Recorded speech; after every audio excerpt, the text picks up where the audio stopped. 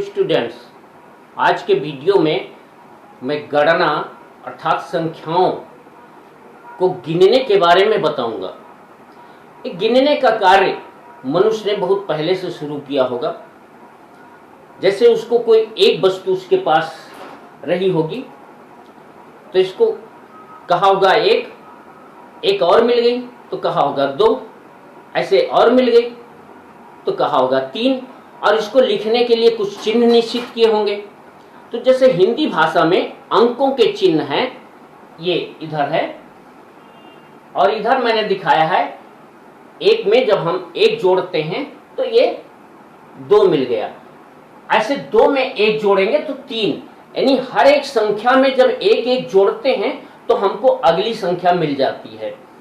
तो ये पहले बहुत प्राचीन समय में इन 9 तक ही अंक की कल्पना की गई थी, लेकिन इससे बहुत दिक्कत जाती थी। तो भारतीय मनीषियों ने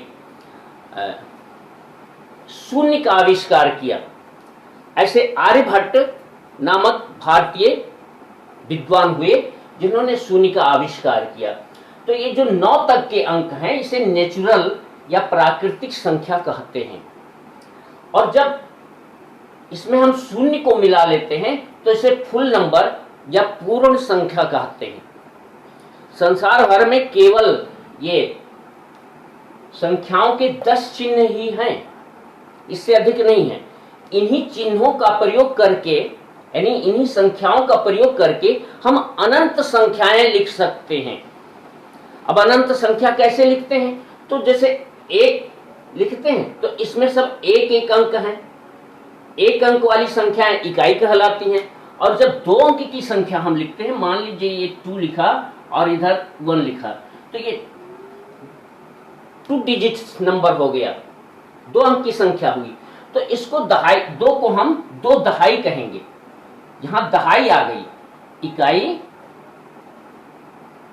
इकाई और इधर दहाई आ गई।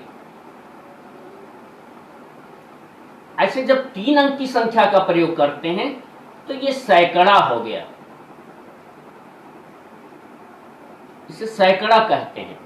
तो संख्याओं का जो स्थान क्रम है, तो भारतीय अंकन पद्धति में, भारतीय गणना में, तो संख्याओं का जो स्थान क्रम है वो देखिए जरा उसका चार्ट एक। ये भारतीय अंकन पद्धति या इंडियन नंबर्स चार्ट है, प्लेस वैल्यू के अनुसार है ये। तो जैसे इकाई में 1 अंक की संख्या आती है, दहाई में 2 अंक आते हैं, सैकड़े में 3 अंक आते हैं। और इसका हमने एक ग्रुप बना रखा है।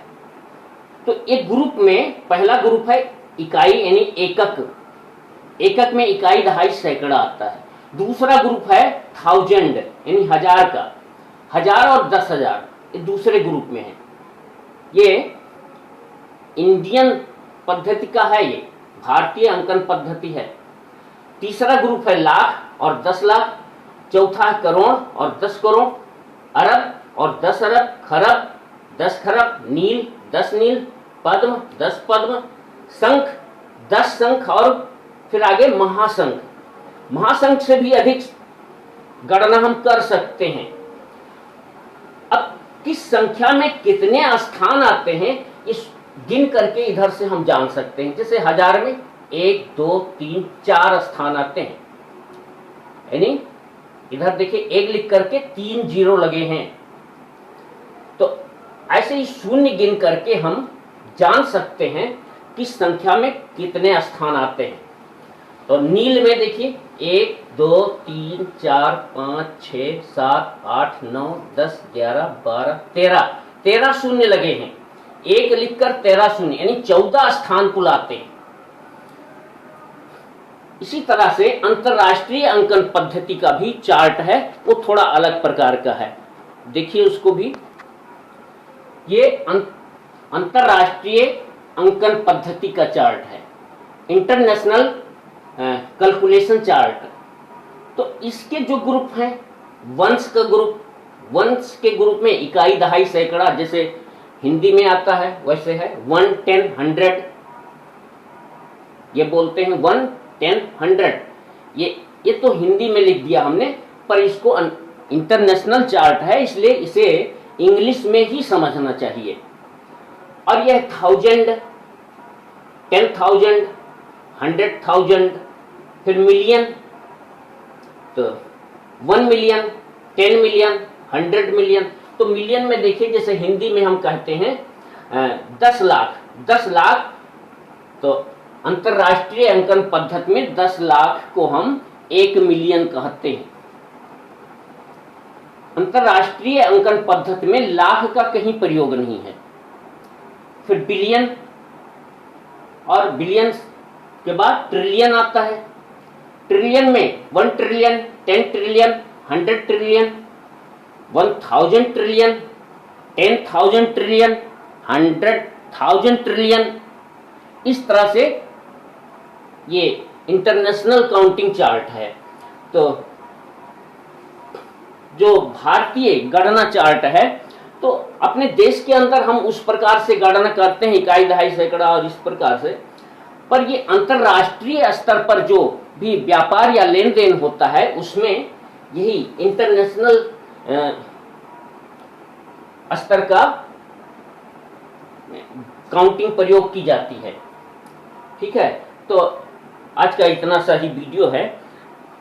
अब संख्याओं को कैसे हम शब्दों में लिखेंगे, बहुत बड़ी संख्या को कैसे शब्दों में लिखेंगे, कैसे अंकों में लिखेंगे, और कैसे उसको इंटरनेशनल यानी अंतरराष्ट्रीय शब्दों में कैसे लिखेंगे, ये अगले वीडियो में बनाऊंगा। और तो वीडियो देखने के लिए धन्यवाद है।